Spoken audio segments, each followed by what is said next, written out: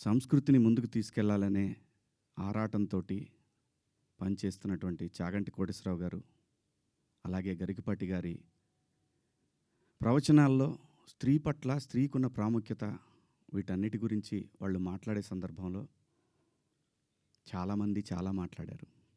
మరీ ముఖ్యంగా cinema industry గురించి కూడా అలాంటివి చెయ్యొద్దు, మీరు అలా చేయటం వల్ల, అలా ఉండటం వల్ల, అలాంటి కట్టుబొట్టు వల్ల బయట సినిమాలో ఎలాగైనా చేసుకోండి, మీరు దానికి సెన్సార్ ఉంటుంది కాబట్టి మీరు పరిధులు దాటలేరు, బయటకు వచ్చిన తర్వాత మీరు ఇబ్బందులకు గురవుతారనే విషయాన్ని పదే పదే ఎంతోమంది పెద్దవాళ్ళు, సంస్కృతి సంప్రదాయాల పట్ల అవగాహన ఉన్నవాళ్ళు జనరేషన్స్కి చెప్తూనే వచ్చారు. నేను అలా మాట్లాడటానికి ప్రధానమైన కారణం ఏంటంటే, లూలు మాల్లో నిధి అగర్వాల్ తను పడ్డ వేదన, తన కారులోకి వచ్చిన తర్వాత తను ఎంబ్రాసింగ్గా ఎలా ఫీల్ అయిందో అది నా మైండ్లోంచి పోలేదు. వారం రోజులవుతున్నా నా మైండ్లోంచి పోలా.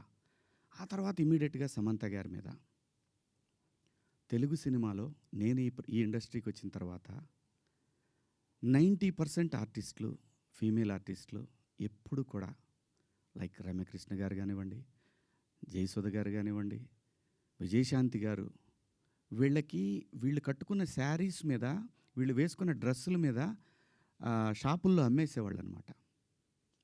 నేను ఎవరిని ఈ డ్రెస్సులు వేసుకోండి, ఆ డ్రెస్సులు వేసుకోండి, మీరు కప్పేసుకోండి అని నేను చెప్పలేదండి. నేనెవరిని చెప్పడానికి?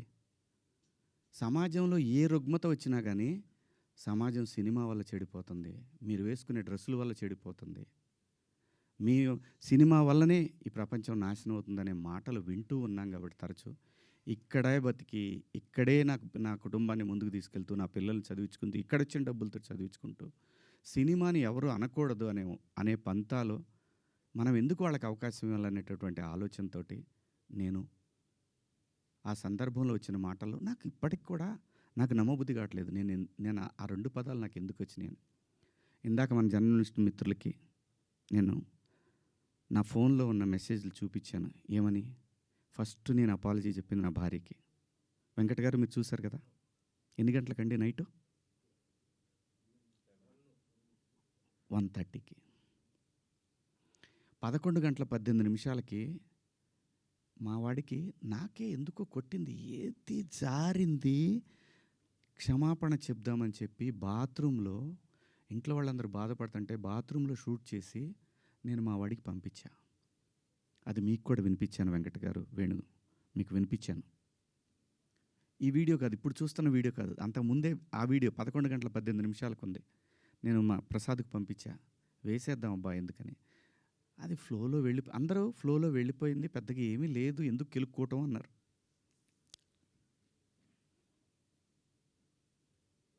సో కర్మ ఎలా కాలిందో తెలీదు, కర్మ ఎవరిని వదిలిపెట్టదు. అలా ఆ సందర్భంలో నేను వాడిన 2 పదాలు తప్ప నేను గమనించానండి. నైటు 11 తర్వాత 12 తర్వాత మీరు చూసుకోండి, 12:01 తర్వాత కొన్ని ట్వీట్లు వెళ్తూ ఉన్నాయి. ఎవరికి ట్యాగ్ అవుతూ ఉన్నాయి? నాకు నిద్ర లేదు, పేర్లు కూడా గుర్తురాట్లా. స్త్రీల సమస్య మీద మాట్లాడుతూ ఉంటే మన రాహుల్ వైఫ్ చిన్మయి గారు ఆవిడకి వెళ్తూ ఉన్నాయి, ఆవిడకి ట్యాగ్ చేస్తూ ఉన్నారు. ఇక్కడి నుంచే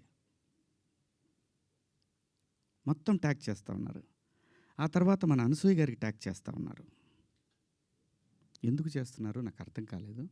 సర్లే ఏదో పాపం ఆవిడ మాట్లాడుతూనే ఉంటుంది ప్రతిసారి కూడా, తప్పేం లేదు.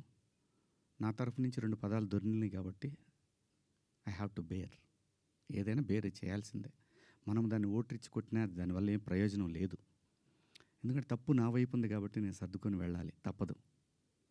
క్షమాపణలు చెప్పాను, ఇంకా చెప్తాను కూడా.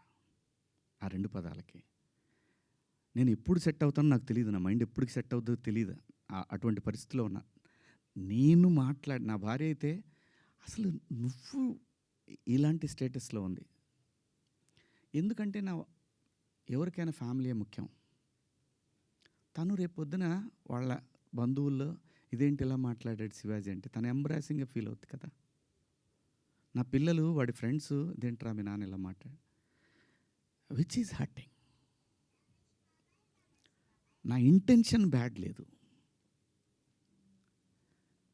ఇంకొకటి, 30 సంవత్సరాల నుంచి నేను ఇక్కడ ఉంటున్నాను. ఏ రోజు నా దగ్గర నుంచి తప్పు జరగలేదు. ఆవేశంగా ఒక లెటర్ మాకు వెళ్ళిపోయింది. వెళ్ళిన తర్వాత వాళ్ళు డిస్కస్ చేయొచ్చు. ఏమని? కాదండి, ఒకసారి శివాజీ తోటి మాట్లాడి ఆయనతోనే పెట్టిద్దాం ఒక అపాలజీ లెటర్ అని వాళ్ళు చెప్పొచ్చు. ఇవేవి జరగల. ఎవరికాళ్ళు ఆవేశంగా government of Andhra Pradesh, government of Telangana, CC to CP, CC to women మహిళా commission, CC to PM, CC to international affairs. Why?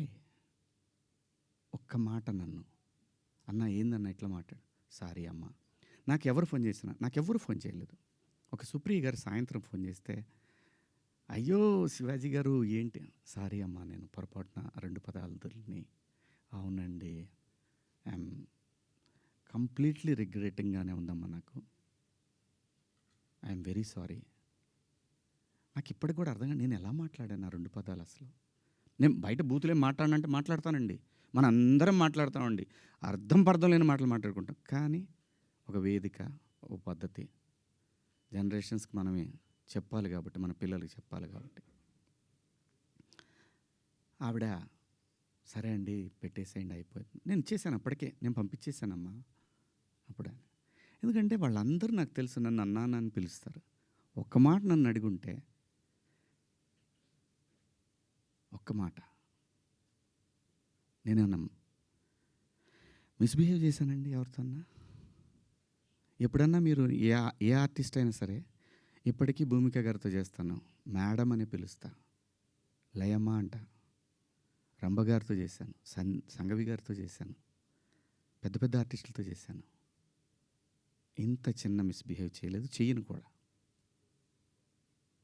ఎందుకంటే ఏదో ఒక రోజు ఇది మనకి గుదిబండై కూర్చుంటుంది. అందుకని నా నేను ఎప్పుడు కూడా అసలు అమ్మాయిలతో దగ్గర కూడా ఎవరైనా కనపడ్డా కానీ యాటిట్యూడ్ అనుకుంటారు, ఎందుకంటే దూరంగా ఉంటా. ఏమో ఏ దరిద్రం ఎలా మనం నెత్తికెక్కించుకోవాల్సి వస్తుందో, వాళ్ళు ఎక్కడ బాస్ ఫాలో అవుతారా పిల్లల్ని, అది నా క్యారెక్టర్. నేను నా క్యారెక్టర్ని చెప్పుకొని మనం హైలైట్ అవ్వాలనే ఉద్దేశం నాకు లేదు. జరిగిన తప్పుని నేను ఎక్స్ప్లెనేషన్ ఇవ్వాల్సిన బాధ్యత నా మీద ఉంది మీ అందరి దగ్గరికి వచ్చి. అలాగే చూస్తున్న వాళ్ళ ప్రేక్షకులకు కూడా చెప్పాల్సింది.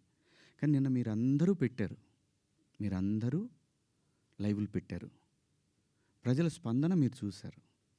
అంతర్మాత్రం చేత నాకు సపోర్ట్ ఉంది నేను చెప్పట్లేదు. ఉన్నా సరే నేను మాట్లాడిన తప్పు ఇది చాలా దూరం క్యారీ ఫార్వర్డ్ చేస్తాం. ఇంకో హీరోని అడుగుతారు, ఇలా అన్నాడు శివాజీ, క్షమాపణ చెప్పాడు కదయ్యా అని అంటారు. ఇది వెళుతూనే ఉంటుంది నిరంతరం, కొన్నాళ్ళు ఇంతకన్నా పెద్ద ఇష్యూ వచ్చే వరకు.